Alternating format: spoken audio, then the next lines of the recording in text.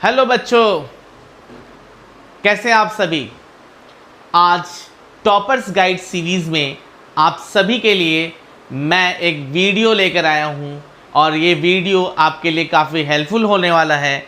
हर एक बच्चे के लिए हेल्पफुल होने वाला है जो इस साल सीबीएसई की बोर्ड्स के एग्ज़ाम में अपीयर होंगे। स्टूडेंट्स, ये वीडियो आपको इंग्लिश लिटरेचर को ध्यान में रख के बनाया गया है।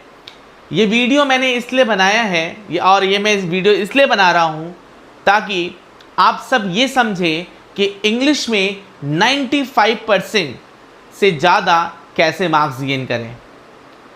अगर हम बात करें क्लास 12th इंग्लिश लिटरेचर की तो 100 मार्क्स का पेपर होता है। पेपर को 2 पार्ट्स में सेग्रीगेट कर दिया जाता है। पहला है 20 मार्क्स एंड 80 मार्क्स का, और जो 20 मार्क्स हैं वो आपके एएसएल में होते हैं। 20 मार्क्स आपके एएसएल के लिए रिजर्व होते हैं, प्लस ये जो 80 मार्क्स है, रेस्ट ऑफ द 80 मार्क्स ये आपको एक रिटन पेपर देना होता है। ओके, जो आप यूजुअली उसे बोर्ड्स का एग्जाम बोलते हैं। Okay, written marks. So students, आज इस वीडियो में हम ये जानेंगे कि कैसे हम पढ़ें, किस तरीके से हम पढ़ाई करें कि हमारे 95% से ज़्यादा आने के चांसेस बने। ओके, और इस वीडियो को हम इसलिए पढ़ रहे हैं, इस वीडियो को इसलिए हम देख रहे हैं ताकि हम ये समझ पाएँ कि आखिर क्या टैक्टिस होती है, कौन से स्मार्ट तरीके होते हैं जिससे कि हम इंग्लिश में ज़्यादा से ज़्यादा मार्क्स गेन कर सकते हैं। ओके स्टूडेंट्स, सो देखते हैं। Okay, so how to score more marks. Okay, देखिए students, there are in this video I am going to tell you 4 proven strategies. इस वीडियो में मैं आपको 4 तरीके बताने वाला हूं, and these are 4 proven strategies which will help you to write smarter answers, जो आपको हेल्प करेंगे कि आप अपने आंसर्स को स्मार्ट कैसे बनाएं। देखिए स्टूडेंट्स, बच्चे जो भी सीबीएसई बोर्ड में बैठते हैं वो सभी आंसर लिखते हैं, बट होता क्या है, कुछ के आंसर्स में ज़्यादा अच्छे मार्क्स मिल जाते हैं, कुछ को मार्क्स कम मिलते हैं। इसका रीज़न ये नहीं है कि आप कितना लेंथ लिख रहे हैं, आपका आंसर कितना लॉन्ग है। It depends how you are write smarter, आपका आंसर कितना स्मार्ट है। Okay,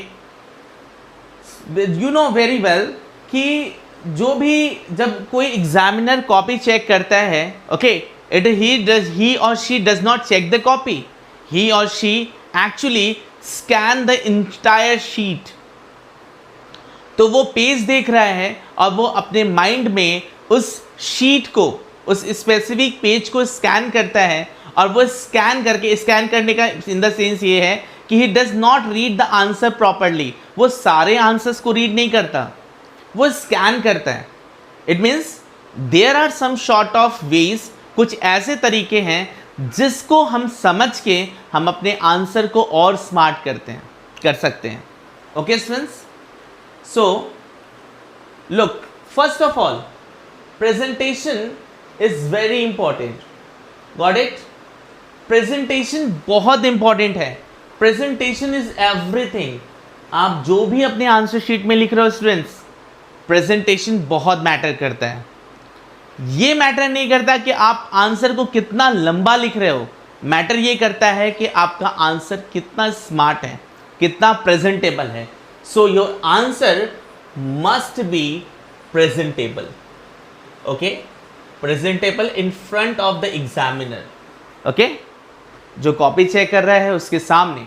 okay students, so whenever you are writing your answer, जब भी आप अपने आंसर लिख रहे हो, ऑलवेज यूज प्रॉपर पैराग्राफ्स। अपने आंसर को प्रॉपर पैराग्राफ्स में लिखो। Okay, in the upcoming videos I will tell you one very effective method that is called PEEL method.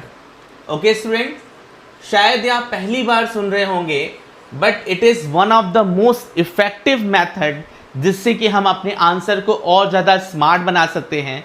Okay, और इस पील मेथड पे मैं एक स्पेसिफिक वीडियो आपके लिए अपकमिंग मतलब फ्यूचर में लेकर आऊँगा, और स्पेसिफिक एक वीडियो डेडिकेटेड होगी जो पील मेथड पे डिस्कस करेगी। और सिर्फ मेथड ही हम डिस्कस नहीं करेंगे स्टूडेंट्स, इस मेथड के साथ साथ हम कुछ आंसर्स भी लिखेंगे, लाइव आंसर्स लिखेंगे। मैं आपको लाइव आंसर्स लिख के दिखाऊंगा और तब आपको समझ में आएगा कि how to write an answer in a smart manner. Okay, so always use proper paragraphs. जब आप अपने आंसर्स लिख रहे हो प्रॉपर पैराग्राफ में लिखो। Okay, point number 2, always underline keywords. देखिए स्टूडेंट्स, हर एक चैप्टर में कुछ स्पेसिफिक कीवर्ड्स होते हैं, ये तो आपको बहुत अच्छे से पता है। अगर आप उन कीवर्ड्स का यूज़ करके अगर आप अपने आंसर को लिखोगे, your answer will turn into a smarter answer. एक नॉर्मल सा आंसर भी काफ़ी स्मार्ट आंसर लगेगा। Okay, third, keep hand writing. देखिए, legibility is half the battle students. आपका आंसर कितना लेजिबल है ये मैटर करता है। Okay, legible, do you understand? Easy to understand, easy to read. Legibility मतलब होता है ईजी टू रीड। अगर ये जो एग्जामिनर है जो कॉपी चेक कर रहा है, अगर उसके लिए ईजी हो जाता है रीड करना, so it means you have already won half the battle. Okay students, look, don't write more. Okay, don't write more, always write smart. Okay, the students who are the top scorers, they don't fill pages. Okay, they write precise, structured, relevant answers. इनके answers हमेशा precise होते हैं, to the point होते हैं। Okay, हमेशा structured होते हैं and answer is always relevant. अगर आप रेलेवेंट आंसर लिख रहे हो, स्ट्रक्चर्ड आंसर लिख रहे हो, अगर आप प्रिसाइज हो, टू द टॉपिक हो, तो definitely you will get good marks for that answer. Okay, so look what happens, most of the students करते क्या हैं, they write long rambling paragraphs। बहुत गलत मेथड है। करते क्या है, क्वेश्चन को पढ़ते हैं और लॉन्ग और रैम्बलिंग पैराग्राफ्स लिख देते हैं, इरेलेवेंट आंसर्स लिखते हैं। क्या करते हैं वो, सेम वही डिफरेंट वर्ड्स का यूज करके एक ही लाइन को बार बार रिपीट करते हैं।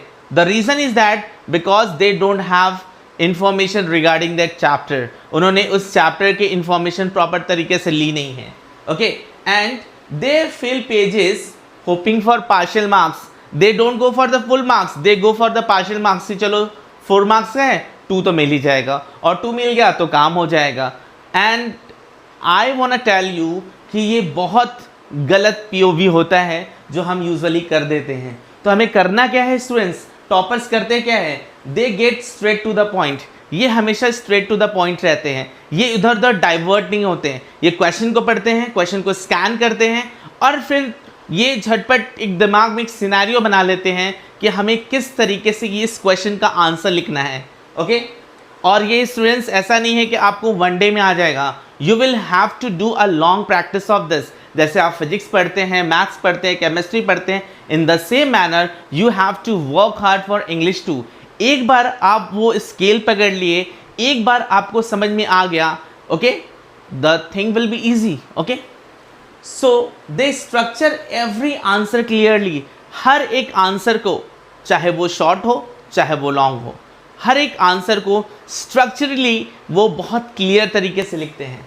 Okay, and they always stay relevant to the question asked. जो क्वेश्चन पूछा गया है उसके लिए हमेशा रिलेवेंट रहते हैं। So these are the points which usually toppers do. Okay,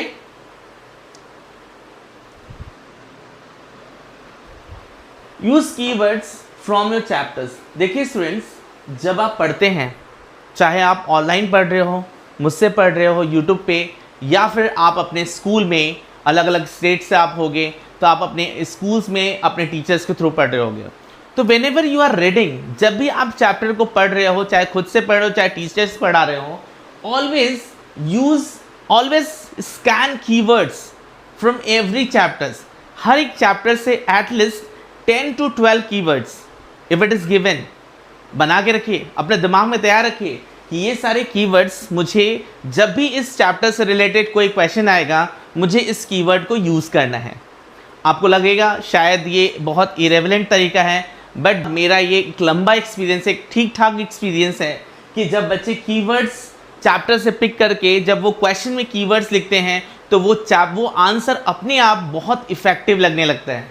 okay, so look, using chapter specific vocabulary shows the examiner that you actually understand the text, not just memorize it. Okay students, तो जब आप लिखते हो, जब आप word speak करते हो और आप आंसर्स में लिखते हो तो जो एग्जामिनर है उसे ऐसा फील होता है, ओके, एक मिराज क्रिएट होता है कि इसने सिर्फ इसे अंडरस्टैंड नहीं किया, उसे सिर्फ पढ़ा नहीं है, सिर्फ मेमोराइज ही नहीं किया है, बल्कि इजीली उसे अंडरस्टैंड भी कर लिया है।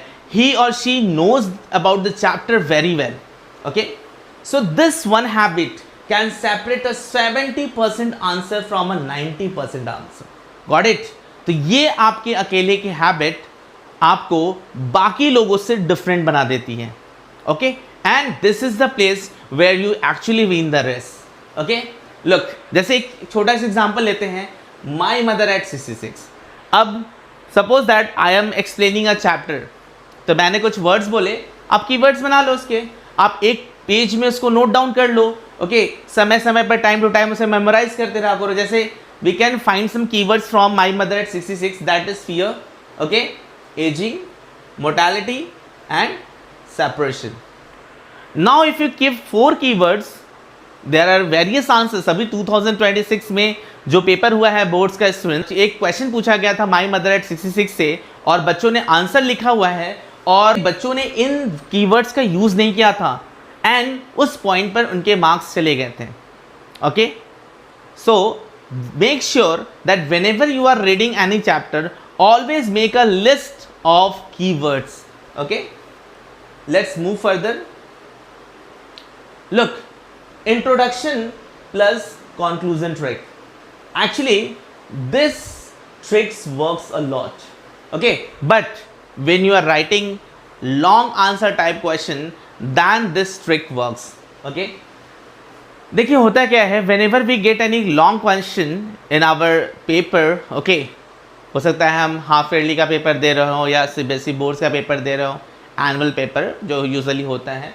ओके, सो व्हाट हैपन्स कि जब हम लिखते हैं लॉन्ग आंसर टाइप क्वेश्चन तो यूजुअली करते क्या है, हम अनस्ट्रक्चर्ड आंसर लिख देते हैं, and that is the point because we don't know how to write. Okay, so how to write an long answer type question, let me tell you, start every long answer with a strong opening line. Okay, and this you have to do practice when you are studying actually.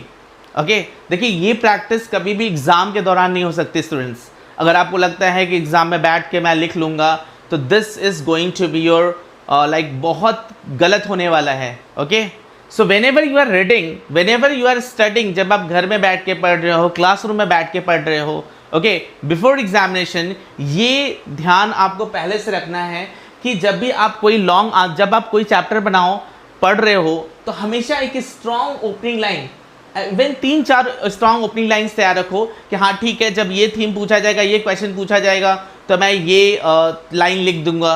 Okay, जब ये question पूछा जाएगा तो मैं इस तरीके की एक लॉन्ग लाइन लिख दूंगा। ओके, तो it will help you a lot. Okay, and with a meaningful conclusion, जब आप आंसर का एंड कर रहे हो तो हमेशा एक मीनिंगफुल कंक्लूजन ऐड करो, it will help you a lot. Okay, so that alone can boost your marks by 5 to 10 points. Okay students, and it actually works.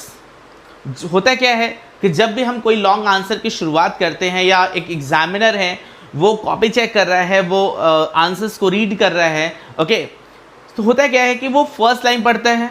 Okay, first line में कुछ अच्छी लाइन्स मिल गई तो एग्जामिनर इम्प्रेस हो जाता है कि यस, इस स्टूडेंट ने चैप्टर को बहुत ईजिली, बहुत अच्छे से अंडरस्टैंड किया है, और वहाँ पर एग्जामिनर आपको 1 और 2 मार्क्स एक्स्ट्रा दे के जाता है। ओके, तो this will help you a lot. So these are the 4 points. Strong introduction, okay, you have to keep a strong introduction, you have to keep your answer structured. आपको अपना answer जो उसकी body लिख रहे हो उसे structured way में लिखो। Okay, and you should have a meaningful conclusion. Students, अभी मैंने बताया कि this is my own method, जिसे हम लोग बोलते हैं पील मेथड, ओके। ये मैं आपको एक सेपरेट वीडियो में बताऊंगा। पील मेथड ये बहुत इफ़ेक्टिव मेथड है। जो मेरे स्टूडेंट्स होते हैं मैं उनको ये मेथड समझाता हूँ कि कैसे इस पील मेथड का यूज़ करके आप लॉन्ग आंसर टाइप क्वेश्चंस को अटेम्प्ट कर सकते हो, और in the long run how can you actually won the battle, okay. So let's have a quick summary, students, okay. Always have a clean presentation, okay. So first of all, it actually matters a lot, you should have a neat handwriting. आपकी handwriting क्या neat होनी चाहिए, okay, neat and clean. ऐसा नहीं कि बहुत cursive, I am not talking about कि आपका हैंडराइटिंग बहुत कर्सिव हो। ऐसे तो फिर जिसने कभी कर्सिव लिखने की कोशिश नहीं की है उसके लिए प्रॉब्लम हो सकती है, राइट। तो I am not talking about in that perspective.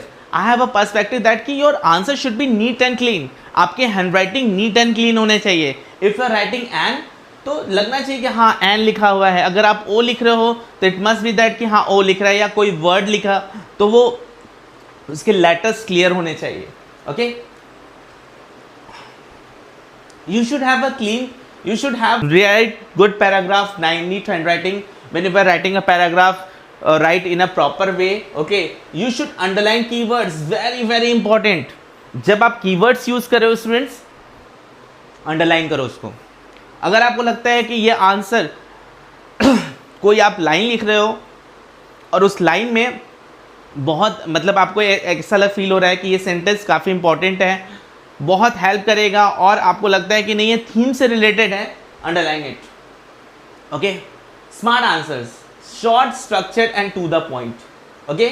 Use keywords, chapter vocabulary proves understanding. अगर आपने अच्छे से कीवर्ड्स का यूज़ किया है, एग्जामिनर फील करेगा कि नहीं बच्चे ने बहुत अच्छी से मेहनत की है during the schooling, okay, and you will get good marks. And you should have a strong start and and, okay students. आपका जो एंड होना चाहिए वो काफ़ी स्मार्ट होना चाहिए, okay. And you should play a smart game here, okay. You should have a strong start and you should have a strong and, okay. So this method will help you a lot, okay. This method will help you a lot in writing the entire answer sheet, okay. And I hope you will watch this video completely, and we will meet again with improving good handwritings, good answers, okay. And like, share and subscribe, okay. Bye bye.